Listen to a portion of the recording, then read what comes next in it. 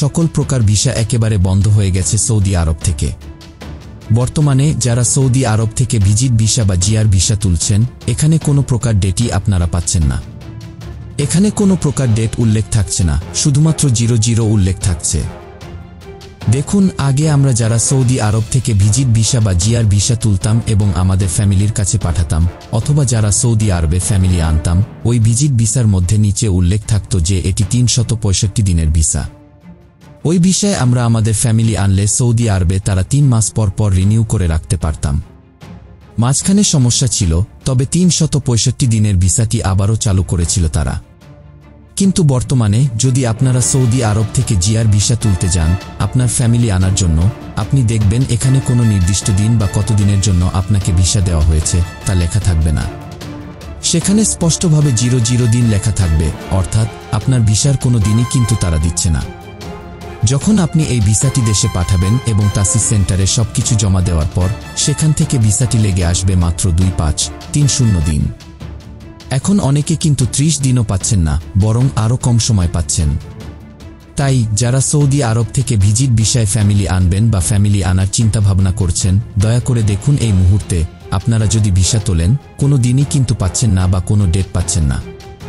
অর্থাৎ বুঝতে পারছেন যে বর্তমানে সৌদি সরকার বড় হজকে সামনে রেখে ওই ভিসাগুলো ইতিমধ্যে সম্পূর্ণ বন্ধ করে দিতে চাচ্ছে।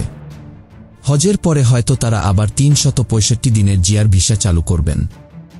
এখন যারা 365 দিনের জন্য ভিসা তুলছেন, আপনারা ভুলেও এই মুহূর্তে ভিসা তুলবেন না, কারণ আপনার ভিসার মধ্যে কোনো দিন উল্লেখ থাকবে না। আগে যেখানে 365 দিন লেখা থাকত, এখন সেখানে কি 00 দিন পাবেন। এবং যখন এই ভিসাটি দেশে পাঠানো হবে, তাসিস সেন্টার থেকে আপনাকে মাত্র 20-25 দিনের জন্য অনুমোদন করা হতে পারে, এর বেশি এখন কখনোই পাবেন না।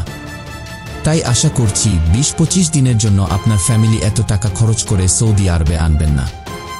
আপনাদের চিন্তা থাকবে যে আপনারা ফ্যামিলি এনে 1 বছর রাখবেন। সেক্ষেত্রে আমি বলব, যারা ফ্যামিলি আনতে চান ভুলেও এই মুহূর্তে এই ভিসার জন্য আবেদন করবেন না। হজ পর্যন্ত অপেক্ষা করুন। ইনশাআল্লাহ হজের পর আপনারা এই সিস্টেমটি ফিরে পাবেন। বর্তমানে যারা ওমরা ভিসার জন্য আবেদন করছেন, আপনারা জানেন এখন ওমরা ভিসার আবেদন করলেও অনেকে ভিসা পাচ্ছেন না।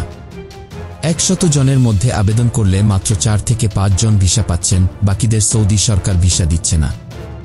সেক্ষেত্রে বুঝতে পারছেন যে মোটামুটি ওমরা ভিসাও বর্তমানে প্রায় বন্ধ হয়ে গেছে বা বন্ধ হয়ে যাওয়ার পথে রয়েছে। 100 জনের মধ্যে মাত্র 3 থেকে 5 জনকে ওমরা ভিসা দেওয়া হচ্ছে।